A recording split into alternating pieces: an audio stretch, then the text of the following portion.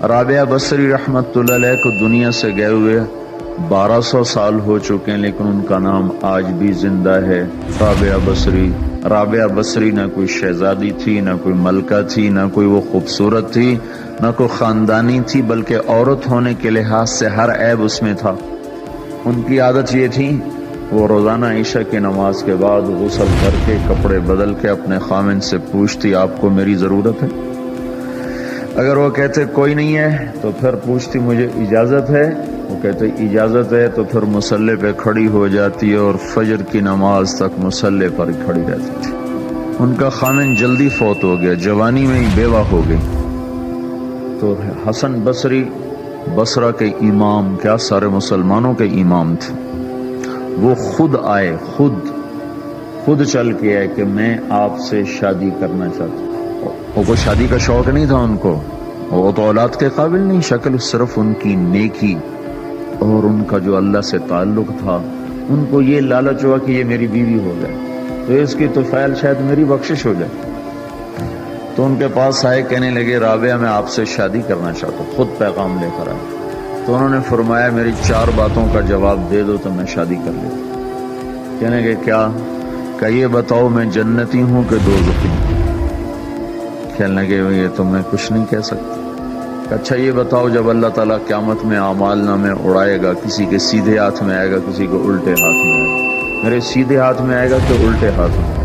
کہنے لگے یہ بھی کچھ نہیں بتا سکتا۔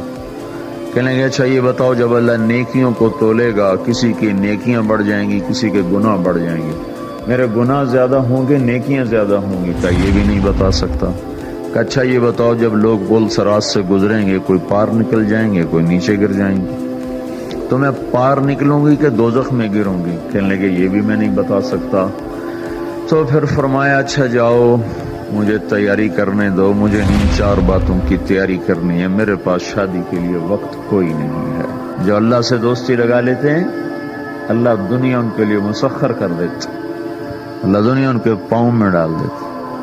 تو جب ان کا انتقال ہوا، رات کو ان کا انتقال ہوا، تو اپنی خادمہ سے کہا بس 2-4 آدمی بلا کے مجھے جلدی سے دفن کر دو، کسی کو نہ بتاؤ، صبح لوگوں کو بتا دینا، اور مجھے کفن دینا میری اس چادر میں جس میں میں تہجد پڑھا کرتی تھی۔ تو انہوں نے راتوں رات دفن کر کے صبح اعلان کیا، شور مچ گیا، ہائے کیوں بتایا، کیوں نہیں بتایا، کیوں؟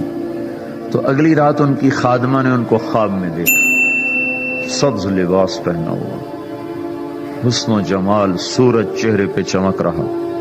پوچھا آپ کے ساتھ کیا ہوا؟ کہا میرے اللہ نے میرے ساتھ بہت عمدہ معاملہ کیا۔ کہا آپ کی وہ چادر کہاں گئی جس میں آپ کو کفن دیا تھا؟ کہا وہ اللہ تعالیٰ نے اتار لی ہے اور مجھے جنت کا جوڑا پہنایا ہے، اور اس چادر کو اللہ نے سنبھال کے رکھا ہے، جب قیامت کے دن میری نیکیوں کو اللہ تولے گا تو اس چادر کو بھی اس میں تولے گا۔